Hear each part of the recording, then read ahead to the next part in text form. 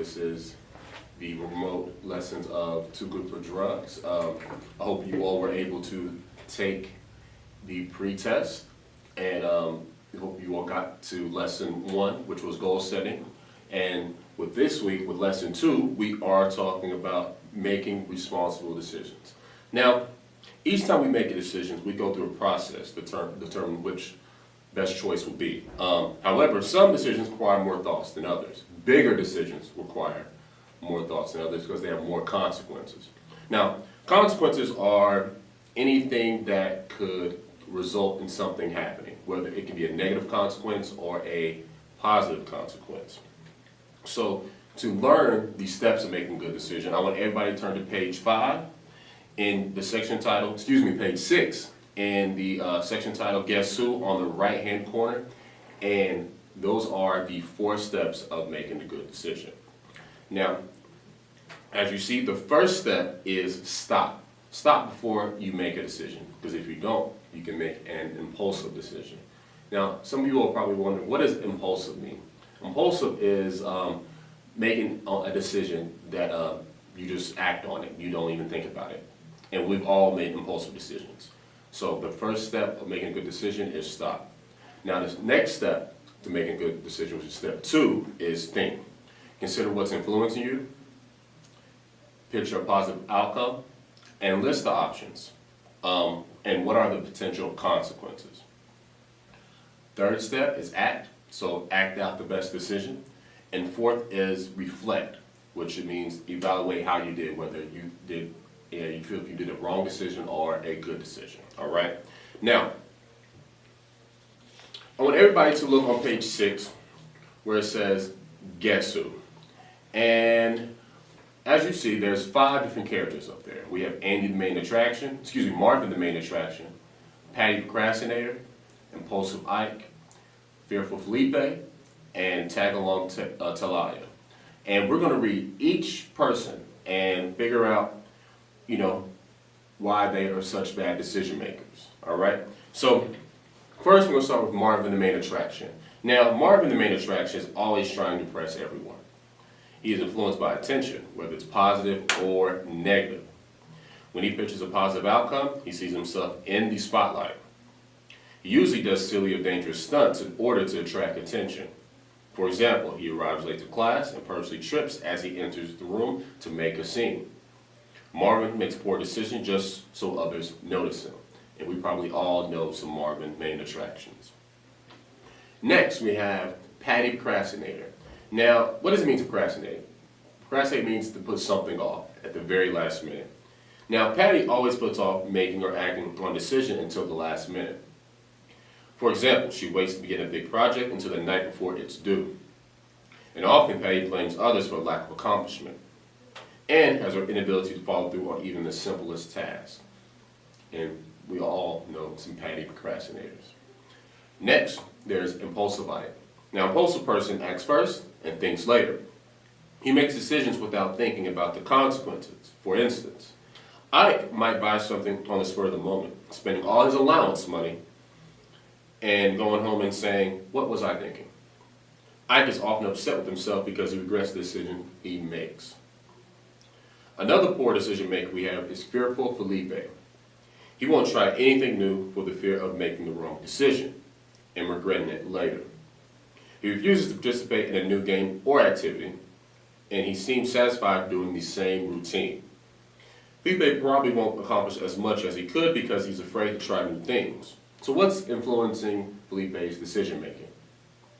Fear. Finally, we have Tag-Along Talia. Talia is perfectly capable of making good decisions, but she doesn't. Instead, she lets others make decisions for her. She goes along with the crowd, and even if the activity is risky. When she gets in trouble, guess what she says? You guessed it. They made me do it. Now, Tag-Along Talia doesn't realize that we are all responsible for our own decisions. Now, look at the section titled Guess Who. I want you to read each scenario and identify the decision maker. And each character may be used more than once. Then at the bottom of the page, describe what a good decision maker would do or think when making the decisions. and use the steps on the decision-making posters to develop your answers. Now, with that being said, I want you all to take some time to do 1 through 10 on guess who and figure out who, with the scenario, which decision maker is which on what that scenario, all right? And you can just put the first name. You don't have to put the full name on it because I know it's long, all right? Now that you made your decisions, I want everybody look in the section titled Take a Stand. And I want you to read each scenario and write down, well, check off which one would you do and honestly do. And we're going to figure out who's a good decision maker, all right? Now, the first one is your teacher tells you that you will get an F in math this grade period. Will you A, tell your parents, B, wait until your parents see your report card, or C, not sure?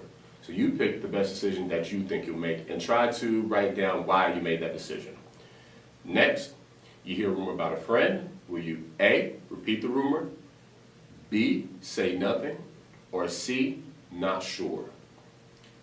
Third, on a bad hair day, your friend asks you, how do I look? Will you A, tell the truth, B, say you look fine, or C, not sure?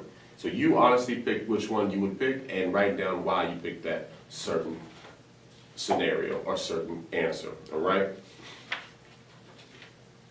Now, there are many influences that can drive our decisions. So I want you to listen to the following scenario about a friend named Tom and think about what influences his decision, all right? Now, Tom thought he had a great soccer season. He knew he was a good candidate for the Most Valuable Player award because he practiced hard and helped the team win several games. He also knew that his teammate, Angelo, was a very good player. Angelo scored the winning goal in the playoffs and made it to more practices than Tom because Tom was also on the baseball team and sometimes had scheduling conflicts. At the end of the season award banquet, Tom waited anxiously for the announcement. In fact, he told several friends that he thought he would get it. When the coach announced the winner, Tom prepared to stand up, but he didn't hear his name. Angelo won the MVP award. Tom was upset and decided to trip Angelo as he walked to the stage to get his trophy. Now, what influenced Tom's decision to trip Angelo? So I want you all to look at the next section titled Break the Code on your workbook on page 7. And use the decoder wheel on page 24 to crack the code and check your answer. So the first thing you'll do is go to page 24. And here, where it has the coder wheel, it'll give you the answers to break the code on why Tom was jealous. And then I want you to write down the message about making good decisions, all right? Now, next week, we will discuss what drives our emotions and how we can understand the ways in which they work. But before we end today's lesson, let's use the decoder wheel to reveal the concluding message about decision making. So if you said, for the answer, stop and think, the decision is yours, you are correct. So next week, we are going to talk about identifying and managing your emotions.